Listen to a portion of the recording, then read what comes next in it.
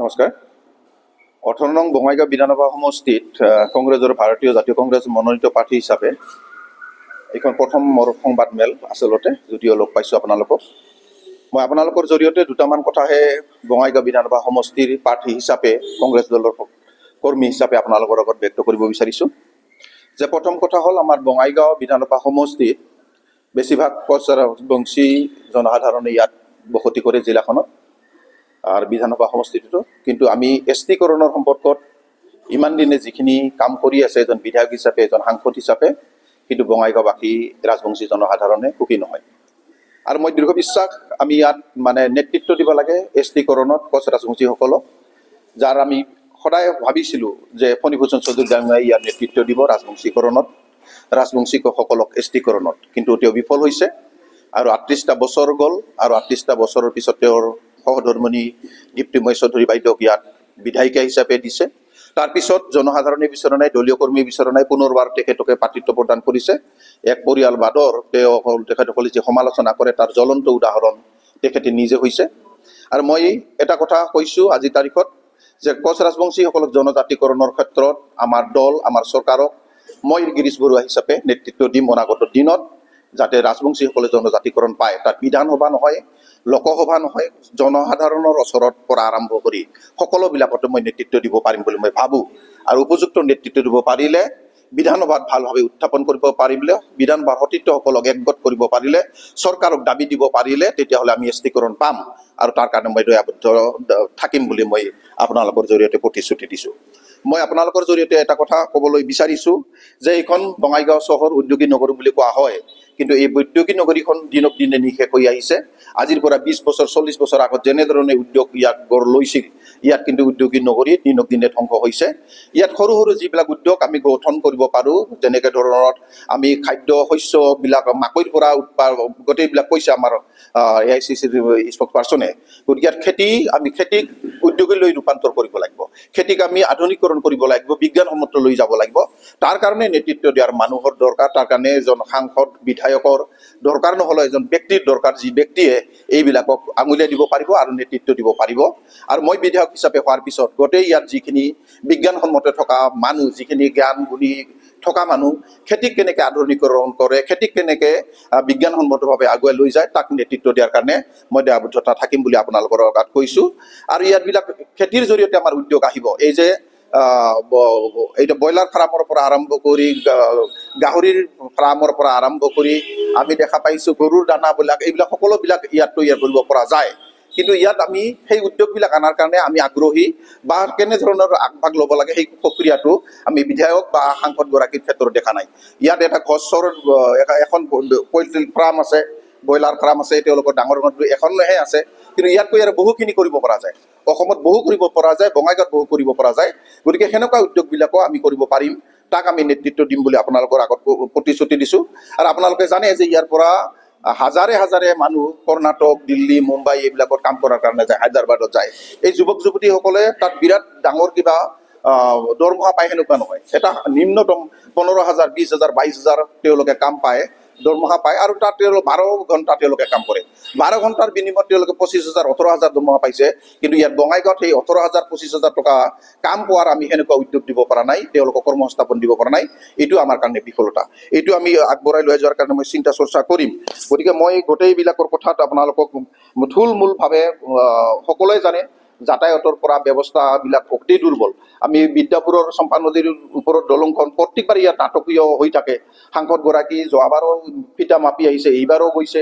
আজিৰ পৰা তেওঁ নাইকমে ২০বাৰ মান ২৫বাৰ মান এইটো ফিটা মাপা মানুহ লৈ যায়, ইষ্টিমেট বনায়, DPR বনায়, এইবিলাক নাটক কৰি আছে। কিন্তু এইবিলাক হোৱা নাই। এইবিলাক হোৱাৰ কাৰণে তেওঁৰ যিখিনি কৌট কৌশল থাকিব, তেওঁলোকৰ চৰকাৰৰ ওচৰত, কেন্দ্ৰীয় চৰকাৰৰ ওচৰত, ৰাজ্য চৰকাৰৰ ওচৰত, মুখ্যমন্ত্ৰীগৰাকীৰ ওপৰত যেনেধৰণে আগবঢ়াই লৈ যাব লাগে সেনেধৰণে আগবঢ়া নাই। খালি নাটক কৰে যে আমি ভোট পালে, এইবাৰ আমি জিকিলে আপোনালোকক এইখিনি কাম কৰি দিম। সেই নাটকটো বন্ধ কৰিব লাগে ফণীভূষণ চৌধুৰী ডাঙৰীয়াই। আৰু বাস্তৱত কেনেধৰণে কৰিলে সেই দলংখন আমি দিব পাৰোঁ, তাৰ কাৰণে সকলো ৰাজনৈতিক দল বা অৰাজনৈতিক দল বিশিষ্ট ব্যৱসায়ী ঠিকাদাৰ এওঁলোকৰ লগত আলোচনা কৰি কামটো কেনেকৈ কৰিব পাৰে সেই বিষয়টোত আগবঢ়াব লাগে, সেইটো কৰিলে নিশ্চয় হ'ব। গতিকে মই থুলমূলকৈ 3-4টা বিষয় ক'লোঁ যে আমি যাতে শিক্ষাকো আগুৱাই লৈ যাব পাৰোঁ, আমি যাতায়াতত বঙাইগাঁৱত ঠিক কৰিব পাৰোঁ, আমি উদ্যোগ সৰু সৰু উদ্যোগ যাতে গঠন কৰিব পাৰোঁ, জনজাতিকৰণ যাতে আমি আনিব কৰিবই পাৰোঁ, জনজাতিকৰণ কৰিবই লাগিব, এইবিলাক কথাৰ ওপৰত মই গুৰুত্ব দিম। আৰু কালি মই এখন সভাত তেওঁলোকে কৈছে যে ইয়াত মানে বঙাইগাঁও প্ৰাৰ্থীগৰাকীৰ নিৰ্বাচনত জয়ী হোৱাৰ কাৰণে তেওঁৰ কি কৌশল আছে, কি কৌশল আছে বুলি সেনেকুৱা এটা শব্দ কৰিছে, ব্যৱহাৰ কৰিছে, আৰু কৈছে যে এই সভাত মানুহখিনিয়ে কয় যে আমাৰ এইখিনি ভাল তেওঁলোকৰ সভা হৈছে বুলি তেওঁ এক প্ৰকাৰ দাবী কৰিছে। আৰু তেওঁ দুটা বস্তুত মই ভাল পাইছোঁ তেখেতক, এটা কংগ্ৰেছ প্ৰাৰ্থীগৰাকীক কৈছে, আন এটা কৈছে মিটিঙৰ মানুহখিনিৰ উদ্দেশ্যে কৈছে, তেওঁৰ মানুহ হৈছে সেইটো তেওঁ প্ৰতিপন্ন কৰিছে। জনসাধাৰণ বা ভোটাৰ ৰাইজ বা ৰাইজ যেতিয়া আহিব মিটিঙত, যিজন মূল ব্যক্তি বক্তা, সেই বক্তাজনে কোৱাৰ দৰকাৰ নাই, জনসাধাৰণে ক'ব, সংবাদ মাধ্যমে ক'ব, ৰাইজে ক'ব যে এজিপিৰ মিটিঙত মানুহ হৈছে।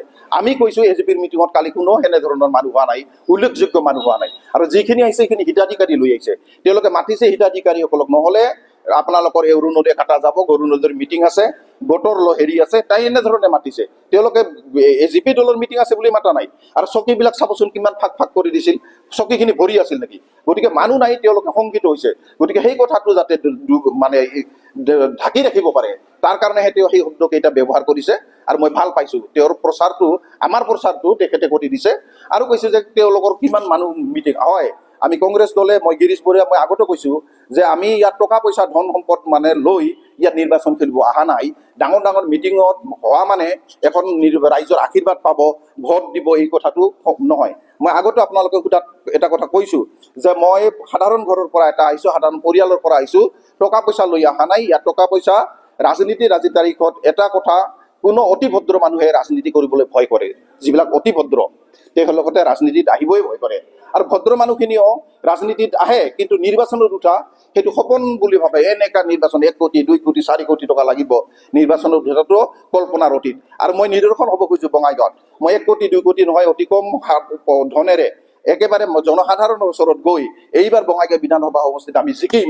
আৰু ফণীভূষণ চৌধুৰীৰ যি ধনবলৰ কথা কৈছে, তেওঁলোকৰ ৰাইজত থকা বুলি কৈছে, তেওঁলোকৰ এই ঠিকাদাৰ বেষ্ট পলিটিক্স এইবাৰ বন্ধ হ'ব, তেওঁৰ ধনবল থাকিব, তেওঁলোকৰ ঠিকাদাৰ থাকিব, কিন্তু ৰাইজ আমাক ভোট দিব, আমাক আঁকোৱালি লৈছে, এইটোৱে বাস্তৱ।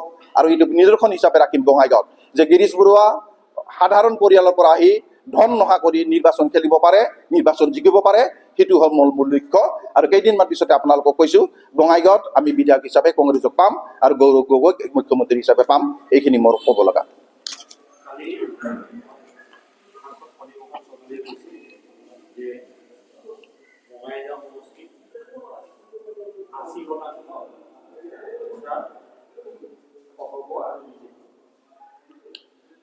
আজি পৰ্যন্ত 80% ভোট তেওঁ পাইছেনে?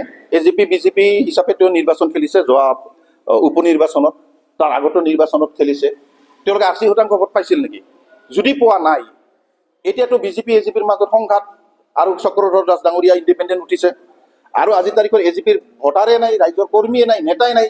গতিকে সেই কথাটো ঢাকিবৰ কাৰণে 80% কৈছে, আৰু তেওঁ কোৱাতে ভুল গ'ল, অন্ততঃ 60% মান ক'লে ৰাইজে অলপ বিশ্বাস কৰিল হয়। 80%টো নহয়, 80%টো যোৱা ভাল পৰিৱেশতো পোৱা নাই, উপ নিৰ্বাচনতে পোৱা নাই। উপ নিৰ্বাচনত যিটো দল থাকে সেইটো দলে সাধাৰণতে জিকে, তেতিয়া যদি 80% নাই পায়, এতিয়া আটাইতকৈ বেয়া দিন, এই ডুবিয়ন্ত এখন নাওখনত তেওঁলোকক 80% ৰাইজ ভোটাৰ ৰাইজ উঠিব বুলি মই নাভাবোঁ, আৰু এটা ৰাজনৈতিক বক্তব্য বুলি মই ভাবিছোঁ। এইটো কংগ্ৰেছে আশা কৰিছিল যে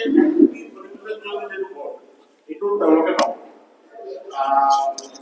এতিয়া গিৰিশ বৰুৱাই পাব, কিন্তু এতিয়া চক্ৰধৰ দাস হোৱাৰ পিছত এণ্টিপলি যিটো চক্ৰধৰ চাৰি লয়, সেই ক্ষেত্ৰতো কংগ্ৰেছ কেন্দ্ৰৰ অসুবিধা হ'ব। না অসুবিধা নহয়। বিজেপি এজিপিৰ বন্ধুত্ব তেওঁলোকৰ কথা, আৰু আমি বাৰে বাৰে কৈছোঁ যে বিজেপি এজিপিৰ বন্ধুত্বৰ ওপৰত আমি নিৰ্বাচন খেলা নাই। আমি সৰ্বসাধাৰণ ৰাইজৰ ওচৰত গৈছোঁ, আমি বুথ কমিটি লৈ গৈছোঁ, আমি জনসাধাৰণৰ ওচৰত লৈ গৈছোঁ, আমি দোকানে দোকানে ঘূৰিছোঁ, ঘৰে ঘৰে ঘূৰিছোঁ, ৰাইজৰ লগত থাকোঁ, ৰাইজৰ লগত কাম কৰিছোঁ। যোৱা 25টা বছৰে মই কাম কৰিছোঁ, যোৱা 20 বছৰ আগত মই বিধানসভা নিৰ্বাচনত আহিছোঁ, আৰু আজিও আহিছোঁ, যে সৰ্বসাধাৰণ ৰাইজৰ লগত থাকি আহিছোঁ।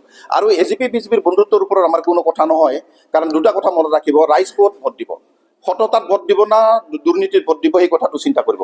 গৌৰৱ গগৈ সততাত আছে, দক্ষতাত আছে, এজন দক্ষ নেতাৰ ওপৰত বিশ্বাস কৰিছে। গৌৰৱ গগৈক কংগ্ৰেছ দলক ভোট দিব আৰু হেমন্ত বিশ্ব শৰ্মাৰ নেতৃত্বত এটা দুৰ্নীতিপৰায়ণ যিমান লুণ্ঠনকাৰী গোটেইবিলাক আছে চিণ্ডিকেটত জড়িত মন্ত্ৰী বিধায়ক আনকি আমাৰ দলৰ যিবিলাক নেতা আছিল প্ৰদ্যুৎ বৰদলৈৰ পৰা আৰম্ভ কৰি গোটেইবিলাকত য'ত দুৰ্নীতিৰ লিপ্ত আছিল হেমন্ত বিশ্ব শৰ্মা পীযুষ গোটেইবিলাক এতিয়া বিজেপিৰ মানে লগত আছে গোটেই দুৰ্গন্ধময় এটা পৰিৱেশ যদি বিজেপিত চায় সেইকাৰণে বিজেপিৰ মানুহবিলাকে এতিয়া বিদ্ৰোহ কৰি উঠিছে বিদ্ৰোহ কৰাৰ কাৰণে বঙাইগাঁৱত এই বিদ্ৰোহ দেখা গৈছে আৰু বিদ্ৰোহ কৰি তেওঁলোকে ইণ্ডিপেণ্ডেণ্ট উঠিছে তেওঁলোকক কিছুমান সততাৰে থকা কিছুমান বিজেপি য'ত কংগ্ৰেছৰ লগত আদৰ্শগত মিল নাই তেওঁলোকে নিশ্চয় চক্ৰধৰ দাসদাক দিব আৰু যিখিনি মানুহ সাধাৰণ মানুহে আদৰ্শৰ কথা নহয় ব্যক্তি হিচাপে চাব বঙাইগাঁৱৰ উন্নতিৰ কথা ক'ব বঙাইগাঁৱৰ লগত সাধাৰণ মানুহৰ লগত থকা কথা ক'ব তেওঁলোকে কংগ্ৰেছক দিব গিৰিশ বৰুৱাক দিব এইটো নিশ্চিন্ত থাকক আমি ভোট পাম ইয়াত তেওঁলোকৰ বন্ধুত্ব থাকিলেও আমি ভোট পাম আৰু ইণ্ডিপেণ্ডেণ্টভাৱে চক্ৰধৰ দাস উঠিছে সেনেকুৱা আদৰ্শগত কাৰণত কিছুমান ব্যক্তি আমাৰ লগত হক নাখায় গতিকে তেওঁলোকে চক্ৰধৰ দাসক দিব বুলি মোৰ ব্যক্তিগত মত I'll just add one point. This is also a fight, for a very tall leader. Gaurav Gogoi विरोधी दल का उपनेता है लोकसभा में. उनका जो कैपेसिटी है, उनका जो वक्तव्य है, उनका जो विचार है, आज उसको एक राष्ट्रीय स्तर का नेता के हिसाब से वो प्रोजेक्ट हम लोग आते हैं, हर आदमी मानते हैं. राहुल गांधी पार्लियामेंट में हमेशा नहीं जाते. उप नेता हिसाब से गौरव गोगोई जितना बढ़िया परफॉर्म किया उसका अनुमान नहीं.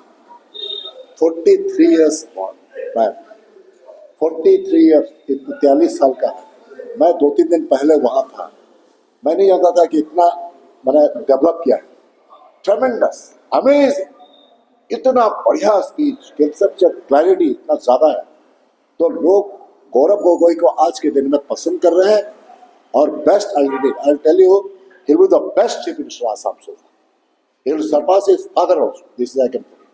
Because उनसे मैंने बात किया, मैं एग्रीकल्चर कमीशन में बोला नहीं doctor Hussain you are absolute right, come after election. 1 minute नहीं लगा समझने में. दूसरा सजेशन मैंने दिया, sir you must visit all the districts. All the districts आपको विजिट करना है. Give 1 day at least in a month's time. You give, don't ask people to come. You go to them. He said agree. The second, क्योंकि वो बहुत लोग बोलते हैं पैराचूटेड.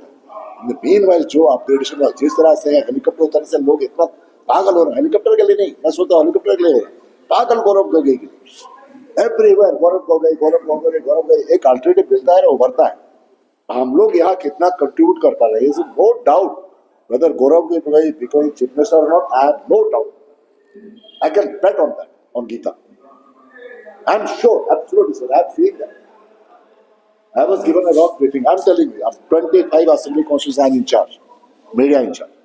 Out of 25, trust me, we are winning minimum 80. I've traveled 11 constituencies. Jaleshwar से लेकर रंगिया तक इतना मैं कहूँ. ये तो मैसिव है. और मैं जो 2-4 जो है जहाँ नहीं अच्छा कर पा रहे हैं वहाँ भी हम अच्छा करें. And this should also surprisingly against all monetary power, all the सारा पावर, जितना पावर है उनका लगाने के बाद भी आप लोगों का आशीर्वाद होगा तो गिरीश जी.